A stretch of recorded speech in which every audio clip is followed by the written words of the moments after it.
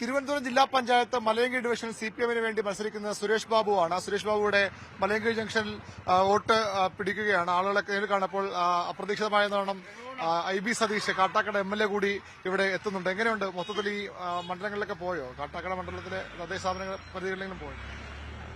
മെല്ലെ മെല്ലെ ഇലക്ഷൻ ചൂടിലേക്ക് വരികയാണ്. നമ്മുടെ സ്ഥാനാർത്ഥികളെല്ലാം രംഗത്തിറങ്ങിക്കഴിഞ്ഞിരിക്കുന്നു. വളരെ ആവേശകരമായ പ്രതികരണമാണ്. ജനങ്ങൾ തീരുമാനിച്ചുറച്ചതുപോലെ ഇടതുപക്ഷത്തിനോടൊപ്പം നിൽക്കുന്നു എന്നതാണ് കാണാൻ പറ്റുന്നത്.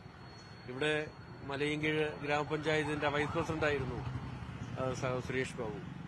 വളരെ നവീനമായ പുതുമയേറിയ ഒട്ടേറെ ആശയങ്ങൾ, ഹാപ്പിനെസ് വില്ലേജ് എന്ന ഒരു സങ്കല്പം മലയങ്കീഴ് പഞ്ചായത്തിലുടനീളം നടപ്പാക്കി. വ്യത്യസ്തമായ നവീനമായ കാഴ്ചപ്പാടുകളുടെ കൂട്ടുകാരൻ എന്ന് പറയാവുന്നയാളാണ് സുരേഷ് ബാബുവിന്റെ സ്ഥാനാർത്ഥിത്വം ഈ മലയങ്കീഴ് ഡിവിഷനിൽ മാത്രമല്ല, സമീപ പ്രദേശങ്ങളിലാകെ ഒരു വല്ലാത്ത ഊർജവും ഓളവും സൃഷ്ടിച്ചിട്ടുണ്ട്.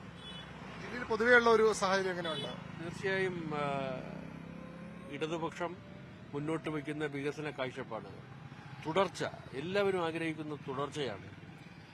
ഇടതുപക്ഷ ജനാധിപത്യ മുന്നണി സർക്കാരിന്റെ ഗവൺമെന്റിന് തുടർച്ചയുണ്ടാവണം. ആ തുടർച്ചയ്ക്കുള്ള തുടക്കം ഗ്രാമപഞ്ചായത്ത് തദ്ദേശ സ്വയംഭരണ സ്ഥാപനങ്ങളിലേക്കുള്ള തെരഞ്ഞെടുപ്പ്.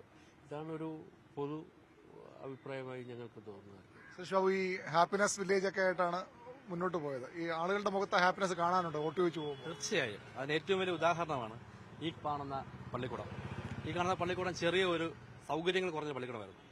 MLA ഇടപെടലിന്റെ ഭാഗമായി കേരളത്തിന്റെ വിദ്യാഭ്യാസ മേഖല നൽകിയ നവീകരണത്തിന്റെ ഭാഗമായി വന്നതാണ് ഈ നാടിനകത്ത് ഈ കലാലയം എന്ന് പറയുന്നത്. അങ്ങനെ നാടിനകത്ത് ഒട്ടനവധി കാര്യങ്ങൾ ഉയർത്തിക്കാട്ടാൻ കഴിയുന്ന ഒട്ടനവധി വികസന പ്രവർത്തനങ്ങൾ, ക്ഷേമ പ്രവർത്തനങ്ങൾ, അതാണ് അഭിമാനപൂർവ്വം ജനങ്ങളെ സമീപിക്കുന്നത്. അതെല്ലാം തന്നെ ജനങ്ങൾ നേരിൽ കാണുമ്പോൾ ജനങ്ങൾ ഹാപ്പിയായാണ് ഈ ഗവൺമെന്റിന്റെ നയങ്ങളെയും നിലപാടുകളെയും മുഴുവനായി, പ്രത്യേകിച്ച് ഈ MLA അടക്കമുള്ള ആളുകൾ MLA ഈ മണ്ഡലം നടപ്പാക്കിയ കാര്യങ്ങളെല്ലാം തന്നെ ജനങ്ങൾ അങ്ങേയറ്റം ചർച്ച ചെയ്യപ്പെടുന്നു എന്നതാണ് അഭിമാനപരമായ കാര്യമാണ്.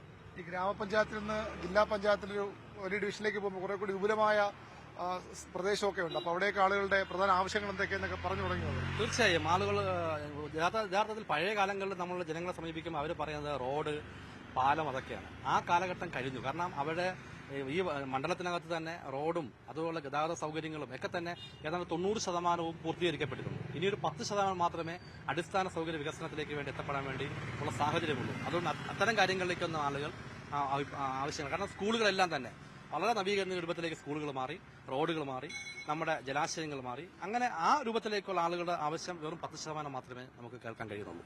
വിജയം ഉറപ്പാണല്ലേ? തീർച്ചയായും ഏറ്റവും മെച്ചപ്പെട്ട വിജയത്തിലേക്ക് എത്താൻ കഴിയും. അത് എല്ലാവരും ഒന്നടങ്കം മുന്നോട്ട് നിൽക്കുന്നുണ്ട്. നാടിന്റെ ആകെ പിന്തുണ നമുക്ക് നിൽക്കുന്നുണ്ട്. അഭിമാനപൂർവ്വമാണ് ജനങ്ങളെ സമീപിക്കുന്നത്. അതുതന്നെയാണ് ആ ഒരു ആത്മവിശ്വാസം തന്നെയാണ് സ്ഥാനാർത്ഥിയുടെ മലയങ്കീഴ് ഡിവിഷനിലെ സ്ഥാനാർത്ഥി സുരേഷ് ബാബുവിന്റെ പ്രചരണം പുരോഗമിക്കുന്നത്.